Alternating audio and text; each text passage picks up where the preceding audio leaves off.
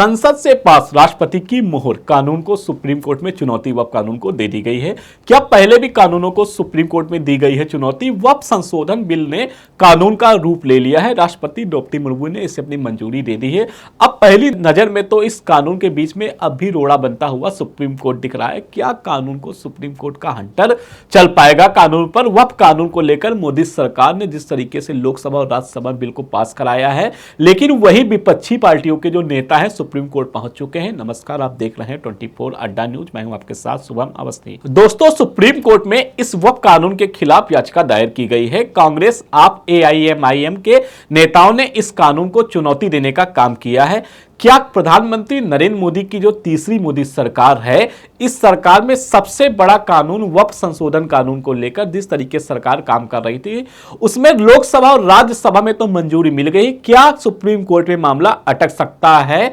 क्या supreme court के पास ऐसी कोई ताकत होती भी है जो बिल लोकसभा और राज्यसभा से पारित हुआ हो, उसे जिसे राष्ट्रपति ने खुद मंजूरी दी हो, उसके बाद भी क्या सुप्रीम कोर्ट इसे पलट सकता है? बिल्कुल दोस्तों, सुप्रीम कोर्ट के पास वक्फ कानून को रद्द कर सकता है। सर्वोच्च न्यायालय के पास यह ताकत होती है, लेकिन समझने वाली बात यह है कि ऐसी स्थिति तब बनेगी जब यह साबित हो जाए कि संविधान को चुनौती दी गई है। भारत के संविधान को कोई कानून चैलेंज कर रहा है। अब विपक्ष के सामने बड़ी चुनौती इस बात की है, कैसे साबित करे कि वक्फ कानून संविधान को चैलेंज करता है।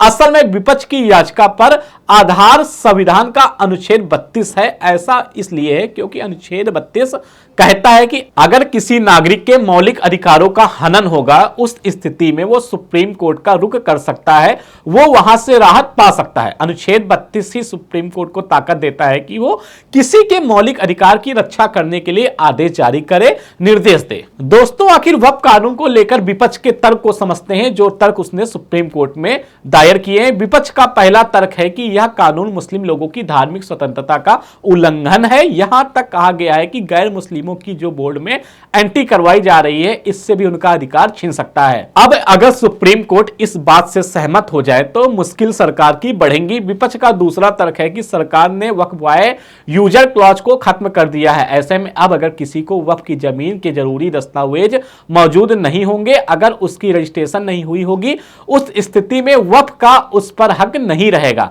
विपक्ष इस क्लॉज को भी अपने विरोध का आधार बता रहा है। दोस्तों, कई कानूनों को पहले भी सुप्रीम कोर्ट में चुनौती दी गई है। CA NRC का केस हो या फिर जम्मू कश्मीर से अनुच्छेद 370 का हटना, इन सभी कानूनों को सुप्रीम कोर्ट में चैलेंज किया गया है। आधार वही है कि संविधान को चैलेंज किया गया है। सारे मामले अभी भी सुप्रीम कोर्ट में लंबित चल रहे हैं। इसी कड़ी में अब वक्फ कानून भी जुड़ चुका है। आपको बता दें, केंद्र की मोदी सरकार ने जिस तरीके से वक्फ कानून को लागू करने के लिए गृह मंत्री अमित शाह ने लोकसभा और राज्यसभा में भारतीय जनता पार्टी की सरकार, भले ही पूर्ण बहुमत की सरकार इस बार नहीं है, लेकिन उनका सबसे बड़ा बिल वक्फ बिल को माना जा रहा संशोधन को लेकर मोदी सरकार जो काम कर रही थी, लगभग मोदी सरकार ने अपने काम पर मोहर लगवा ली है। लेकिन अब मामला सुप्रीम कोर्ट अटक चुका है।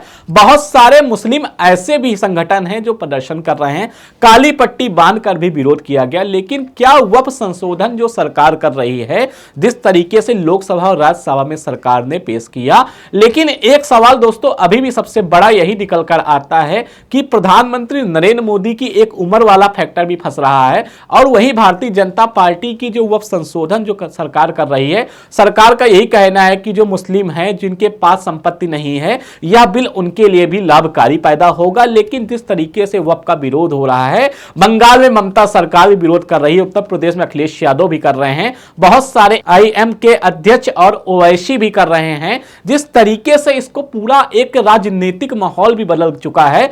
वक्फ कानून को लेकर बिहार में भी अच्छा खासा वक्फ जो कानून में संशोधन किया जा रहा है, इसका प्रभाव देखने को मिलेगा। बीजेपी की जो सहयोगी पार्टियां हैं, उन पार्टियों को भी विधानसभा चुनाव में नुकसान वोटों का हो सकता है, क्योंकि जो मुस्लिम मतदाता है दोस्तों, अभी तक कहीं ना कहीं बिहार में बीजेपी के NDA सहयोगियों के साथ जुड़े हुए थे। लेकिन जिस तरीके से केंद्र की मोदी सरकार ने वक्फ संशोधन बिल को लोकसभा और राज्यसभा में पास करा दिया है, लेकिन राष्ट्रपति की मंजूरी मिल गई है, क्या आपको लगता है सुप्रीम कोर्ट में भी जिस तरीके से विपक्ष के नेता पार्टियां दावेदारी कर रही हैं, क्या उनका यह दावेदारी सफल उनकी हो पाएगी? क्या लगता है प्रधानमंत्री नरेंद्र मोदी का तीसरे कार्यकाल का सबसे बड़ा बिल सरकार अपना पारित करा पाएगी? क्या सरकार को जिस तरीके से देखा जा रहा है, मोदी सरकार को, क्या सरकार वोट बैंक के लिए जिस तरीके से मुस्लिमों के लेकर जिस तरीके से कानून सरकार ने बनाया है, सरकार का तो यही कहना है इस कानूनों से बहुत लोगों को लाभ मिलेगा। बताते हैं कि वक्फ के पास इतनी ज्यादा संपत्ति है कि अभी भी कुछ ऐसे मुस्लिम भाई हैं जिनके पास रहने के लिए घर नहीं है, सरकार उनके लिए भी काम करेगी। लेकिन क्या जिस तरीके से राजनीति माहौल गर्म है, भारतीय जनता पार्टी की बात की जाए तो मोदी सरकार सबसे बड़ा कानून वक्फ संशोधन बिल को लेकर जिस तरीके से काम कर रही थी, क्या मामला सुप्रीम कोर्ट में लटक जाएगा? आपको क्या लगता है कमेंट बॉक्स में जरूर बताएं। देखते रहें 24 अड्डा न्यूज।